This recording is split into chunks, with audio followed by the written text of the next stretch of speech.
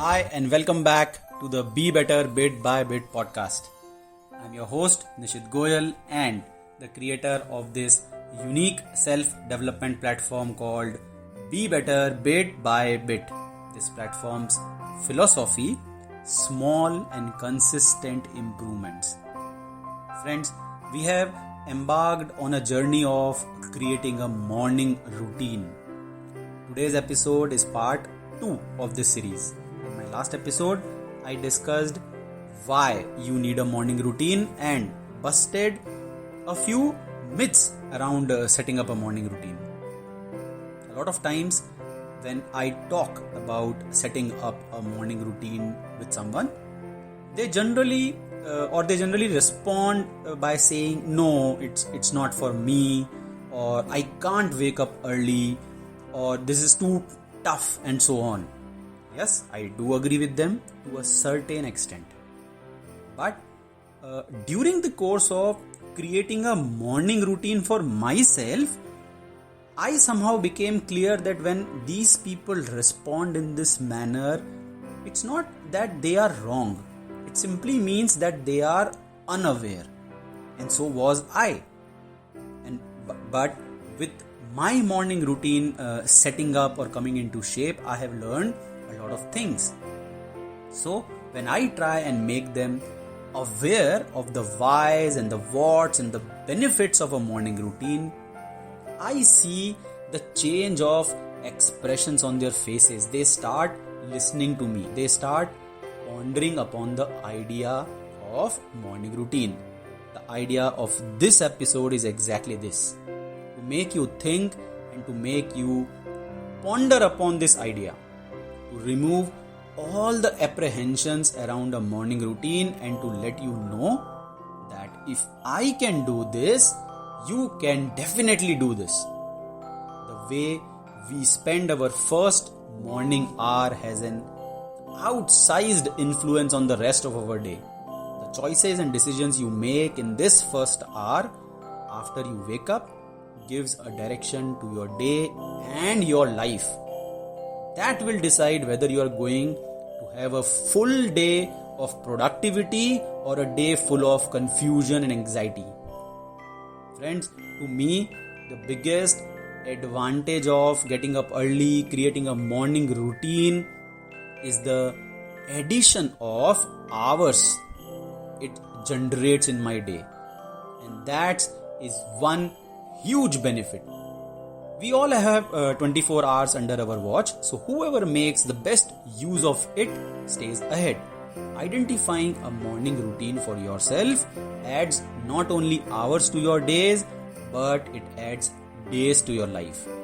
So, what can you do? First of all, whether you are an already early riser, or you're a late riser, or you're weekend late sleeper, or whoever and whatever you do with your mornings, understand this: if you are taking more or less sleep than your body needs, you are harming your body and you are harming the chances of creating a morning routine for yourself. You need to understand your sleep cycle and make the quality of your sleep good, so that when you decide to wake up earlier than your usual time, you don't feel tired, but you feel energetic and enthusiastic. You will be able to set up a super productive morning routine when you wake up fresh and when you wake up feeling energetic. And that will happen when you sleep well and you sleep sufficiently. Remember, quantity and quality of your sleep both are important. You must be asking right now, why am I discussing sleep in this episode related to morning routine? Because, my friends, that's exactly what helped me when I decided to build a morning routine for myself. I invested a lot of time reading about the science behind sleep. And once it started becoming clear that sleep just doesn't mean to rest my body, but it's an essential requirement for my body to recover and recapture itself, I started giving my body its proper dues. From random sleeping pattern, I moved to a fixed sleeping cycle. The room underwent a change, the room went dark, the temperature became proper, sleeping hours became fixed, and so on. Slowly, my body started behaving well. I started enjoying the early mornings. The 5 a.m. alarm stopped bothering me. My body said a big yes to the early morning habits. If you wish to know what and which books I read, here are the names. First one, Why We Sleep by Matthew Walker, an amazing book on sleep. Second one is The Sleep Revolution by Ariana Huffington. Third one is Dreamland, Adventures in the Strange Science of Sleep by David K. Randall. And the fourth one is Sleep Smarter by Sean Stevenson. These books help me connect with this basic element and requirement of our body, which we often neglect and take for granted.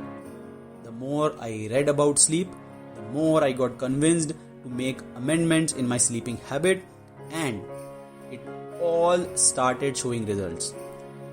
Friends, today morning, while reading this book, Rework, written by Jason Fried and David Henmeyer Hansen, I came across this very short chapter titled Go to Sleep. The authors point out that if you are a person who is constantly putting sleep on the back burner, you will bear a few costs. Remember that. You will bear a few costs, if not now, later on. First, stubbornness.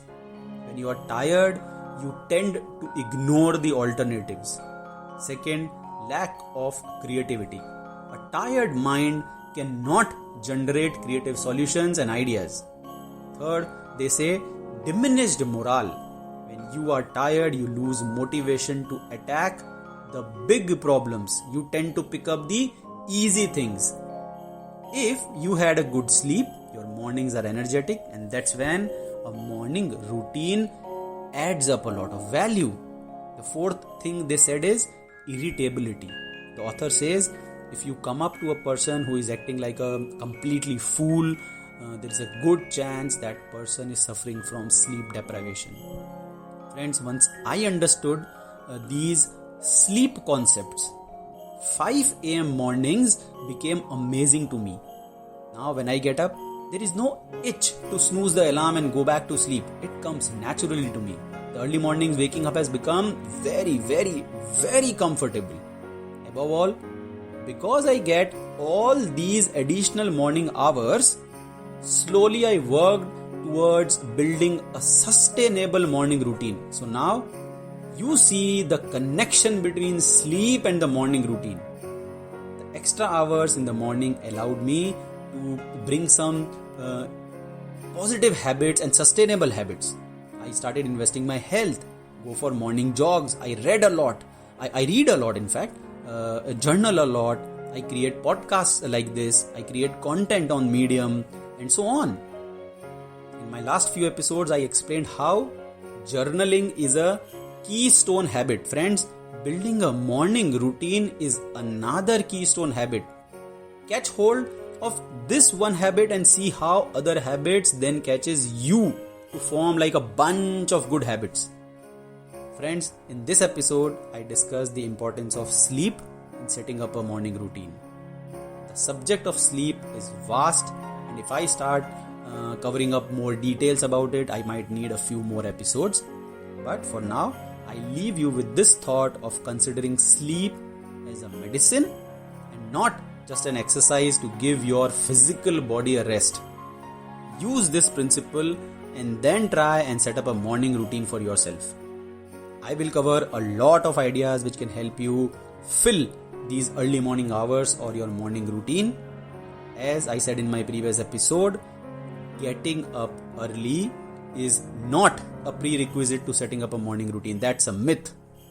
The first hour or a couple of hours after you wake up forms your morning routine. Make necessary amendments in them and see how life takes a positive turn for you. Make the best use of those first and second hour of your mornings. So catch me in the next episode where I'm going to give you some practical tips and advice to fill your morning routine with productive and positive habits. Join me in the next episode of Be Better Bit by Bit. I release the episodes every Friday or Saturday, so keep listening. The podcast is available on Spotify, JioSaavn, Google Podcast, Spreaker, and various other streaming platforms.